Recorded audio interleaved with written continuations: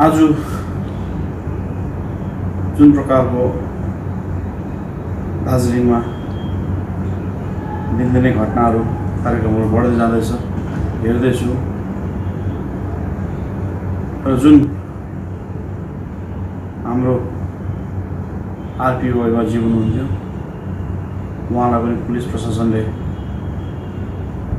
हिजो इन्क्वायरीको लागि लग्यो भन्ने सुन्न आएको थियो र आज बुझ्नमा आउँदा उहाँलाई एरेस्ट देखाएर जेलमा पठाउने काम भएको रहेछ र उहाँलाई त उमेरले पनि धेरै पाखो मान्छे सायद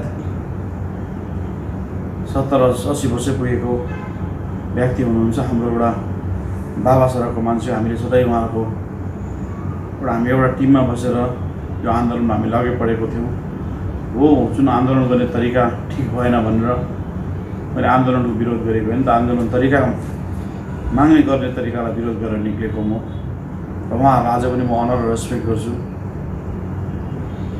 र उहाँहरूको यो उमेरमा पुलिसले उहाँमाथि जुन एउटा केसहरू लगाएर जेलमा पठाउने जुन एउटा योजना बनायो यसलाई म घोर विरोध गर्दछु र पुलिस प्रशासनलाई रिक्वेस्ट गर्छु उहाँको उमेरलाई ध्यानमा राखेर पनि उहाँलाई छिटोभन्दा छिटो रिहाई गरेको हुनुपर्छ।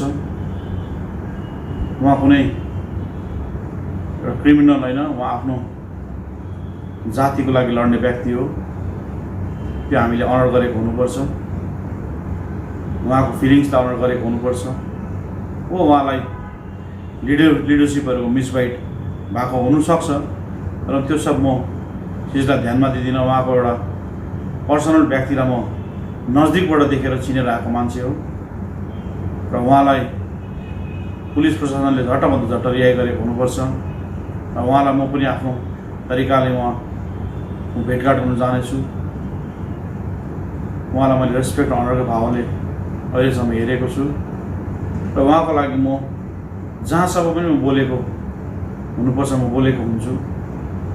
र अर्को घटना आज मैले सुन्नमा आयो, हाम्रो अजय भाइलाई पनि पुलिसले डिटेन गरेर राख्नु भएको रहेछ। उहाँ पनि एउटा दार्जिलिङको राम्रो व्यापारीको नाममा र प्रचलित व्यक्ति हो, राम्रो स्वभाव भएको भाइ हो। उहाँमाथि पनि यसरी पुलिसले प्रेसरहरू उहाँमाथि अत्याचार नगरेको राम्रो म भन्छु। उहाँले अब कतिवटा कुरोमा आवाज उठाउँदैछ म देख्दैछु। आवाज आफ्नो तरिकाले उठाउँछ, आफ्नो स्वभावले उठाउँछ र आवाज उठाउँदै पुलिसले यसरी अत्याचार गर्नु हुँदैन र अत्याचार गर्दाखेरि अत्याचार नाग्यो भने फेरि धेरै अर्को रूप लिन सक्छ र हामीले पनि कानुनलाई सहयोग गरेको हुनुपर्छ। कानुनलाई हातमा लिनु खोज्नु हुँदैन। धेरै दुःख गरेर हामी दार्जिलिङमा शान्ति फर्काएर ल्याएको छौँ र हामी सबै मिलेर यो शान्तिलाई यथावत राखौँ र पुलिस प्रशासनमा रिक्वेस्ट गर्छु तपाईहरुको दायित्व बन्छ शान्तिलाई कसरी बनाइराख्ने। यो शान्तिलाई धेरै दुःख गरेर फर्काएर ल्याएको हो। त्यो शान्तिमय दार्जिलिङ अझै शान्ति राखौँ र दार्जिलिङवासीलाई म रिक्वेस्ट गर्छु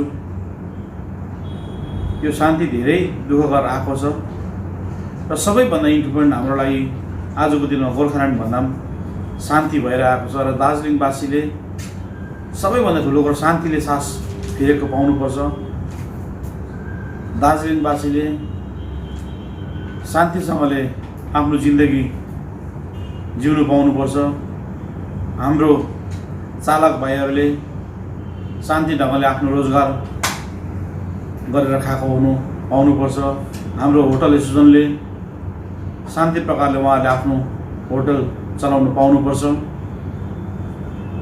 र लिडरहरूको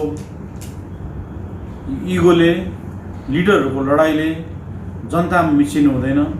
जनताहरूलाई आफ्नो ढङ्गले काम गर्नु दिनुपर्छ। दार्जिलिङवासीलाई आफ्नो सोचले अगाडि बढ्नु दिनुपर्छ र म पुलिस प्रशासन रिक्वेस्ट गर्छु तपाईहरुले आफ्नो जुन कानुनी प्रक्रिया छ अलिकति सोचेर अगाडि बढाइदिने अनि हाम्रो लिडरहरूलाई पनि म रिक्वेस्ट गर्छु कानुनलाई हामी रेस्पेक्ट गरेर अगाडि बढौँ र दार्जिलिङलाई शान्ति बनाऊ र पुलिस प्रशासनलाई पनि हाम्रो अजय भाइ माथि जुन एउटा आज पुलिसले कारबाही गर्यो अनि हाम्रो आरपीओआईज्यूलाई जुन जेल पठाउने कारबाही गर्यो त्यसको म घोर भर्त्सना गर्छु र आगामी दिनमा पनि हामी सबै मिलेर अगाडि बढौँ दार्जिलिङ शान्ति बनाऊ अनि मेरो सानो यो सुझाव यही समाप्त गर्छु। धन्यवाद।